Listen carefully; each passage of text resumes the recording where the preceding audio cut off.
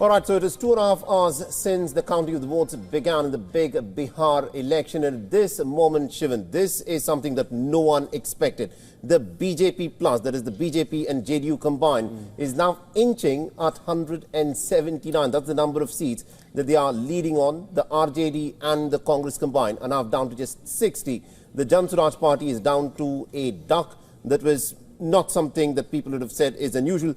But the fact that no one has predicted, there's this landslide or a tsunami of support that Nitish Kumar's government in Bihar seems to be enjoying, despite the fact that Nitish Kumar is this grand old man who's been in charge of the state for the last 20 years. Bihar is a very, very young state with a median age of just 22 years.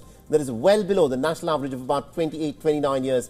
And the fact that Bihar beset with so many problems, besides the fact that the average Bihari people seem to be very ambitious, very enterprising in moving out of the state, despite that, Nitish Kumar seems to be rollicking his way back to the seat of the chief minister. Enigma. You know, Bihar is a state that's been described as an outlier amongst the outliers.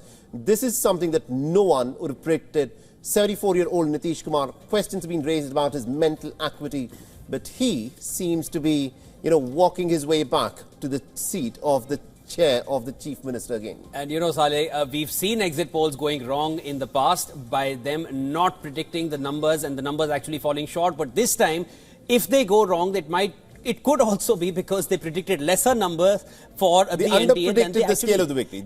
No one saw this. Yeah, and perhaps that's how they'll go wrong with it. If that is true, if these trends continue, and if this is the final result, and as time progresses, it only seems to be solidifying, and the possibility of a turnaround or a change, which the opposition is still seeming to focus or to be suggesting in their bites and in their interactions across platforms. They're still suggesting that it's not over, this is not final, but there is nothing that we've seen till now which seems that there is or has been any kind of a turnaround. That gap only seems to be increasing and in favor of the NDA. As of now, just to quickly bring you the numbers, 179 for the NDA and 60 for the Mahagathbandhan. That's where it stands. Jan Suraaj party, who were expected to have some kind of disruptive effect, are at 0. They were earlier at 3, 4 and 5 as well in the trends, but now they're down to 0, and others stand at 4 seats. That's where the trends stand as of now. Even if we go by the ECI numbers, the JDU is at 77, BJP is at 73. They're crisscrossing each other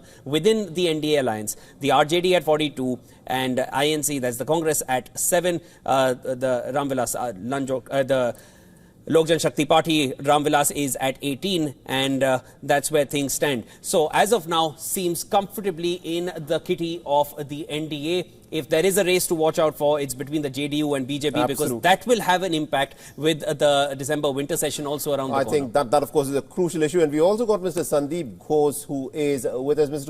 Ghosh, just before we went into the break, we were speaking about the many implications as to why the people of Bihar have voted in the manner that they have done. I also want you to weigh in on Tejasvi Yadav, the leader who's been making a lot of right noises, someone who seems to have a groundswell of support backing him. But when it comes to the elections, at least this time round, he seems to have made a few errors for which the people of Bihar do not seem to have backed his lines. What do you think is going wrong with Tejasvi Yadav? A lot of people said that 2020 was going to be his moment. If that did not happen, then 2025 possibly was going to be his chance to become the chief minister. But what do you think is going wrong with Tejasvi Yadav?